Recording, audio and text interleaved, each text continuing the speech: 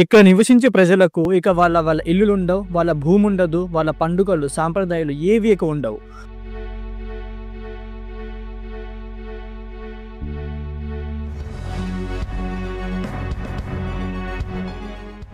ఆ ప్రభుత్వం ఆ దేశాన్ని 3D స్కానింగ్ చేయడం స్టార్ట్ చేసింది. అక్కడ ఇల్లు, చెట్లు, కొండలు అన్నిటిని స్కాన్ చేయడం స్టార్ట్ చేసింది. కాస్తంత మెమరీస్ అన్న బతుకుండాలని ఒక వర్చువల్ ప్రపంచాన్ని తయారు చేస్తుంది.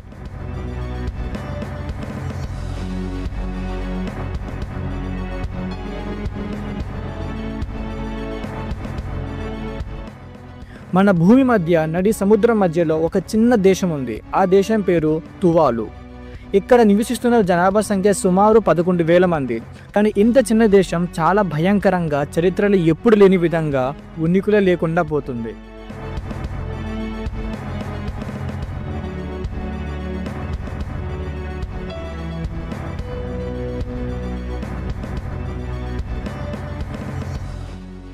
భవిష్యత్తులో తువాలు మొదటి దేశం కావచ్చు. మొత్తం జనాభా తమ ఇల్లు, తమ భూమి, తమ దేశాన్ని శాశ్వతంగా వదిలి వేరే దేశానికి వలసపోవడానికి. ఇంత పెద్ద విధ్వంసానికి కారణం క్లైమేట్ చేంజ్. అండ్ ఆ క్లైమేట్ చేంజ్కి కారణం వాళ్ళు కాదు, మనం. Welcome to the under rated channel.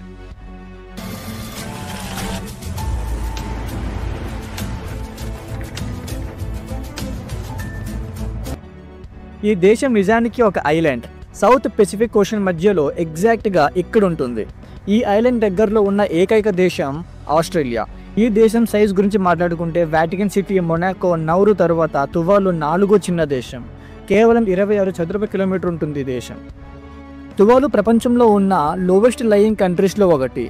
దీని యావరేజ్ గ్రౌండ్ ఎలివేషన్ సముద్ర తీరం నుండి కేవలం 2 మీటర్లు ఉంటుంది. అంటే ఒక చిన్న తుఫాన్ లేదా పెద్ద వర్షం వస్తే చాలు అక్కడ ఉన్న ఇల్లు, రోడ్లు, పొలాలు అన్నీ నీటిలో మునిగిపోతాయి. తువాలు రాజధాని ఫునాఫుటి ఒక పెద్ద పాము ఆకారంలో సన్నగా ఉంటుంది. క్లైమేట్ చేంజ్ వల్ల ఇలాంటి చాలా ఐలాండ్స్ ఫ్యూచర్లో మునిగిపోయే ప్రమాదం ఉంది. కానీ తువాలు దేశం లిస్టులో నంబర్ 1లో ఉంది. క్లైమేట్ చేంజ్ వల్ల అంటార్టికాలో ఉన్న మంచు కరిగి సముద్ర తీరాల్లో నీళ్ళు ఎక్కువ అవుతున్నాయి. ఈ సీ లెవెల్ తువాలులో 2023కి 15 సెంటీమీటర్స్ పెరిగింది.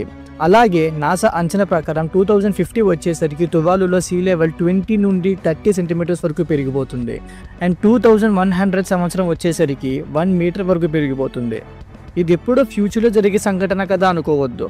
ఇది కేవలం ఈ రోజు నుంచి 25 సంవత్సరాల తరువాత మాట. మనమంతా బతికే ఉంటాం. అలాగే ఈ దుర్ఘటనని మన కళ్ళతో చూడబోతాం.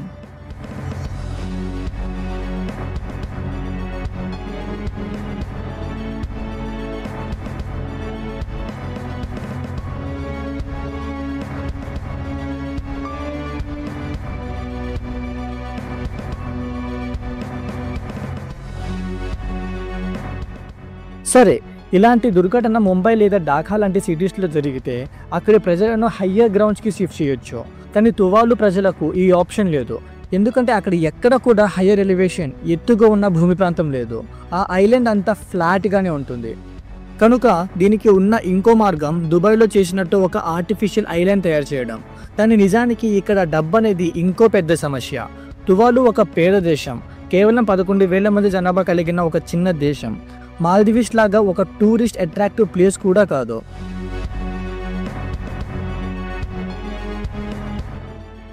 కాబట్టి ఈ దేశానికి ఏ విధంగానూ ఇన్కమ్ సోర్స్ లేదు.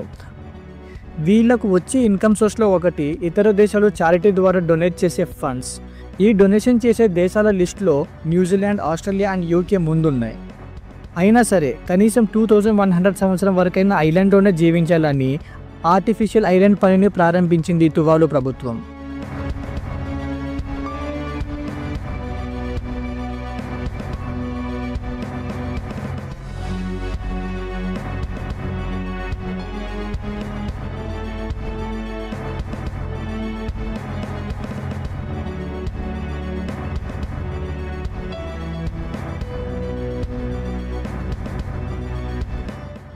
ఏదేమైనా ఎంత ప్రయత్నించినా ఈ విధ్వంసాన్ని మనం ఆపలేమని తెలుసుకున్న తువాలు ప్రభుత్వం ప్లాన్ బిని కూడా ఇంప్లిమెంట్ చేయడం స్టార్ట్ చేసింది.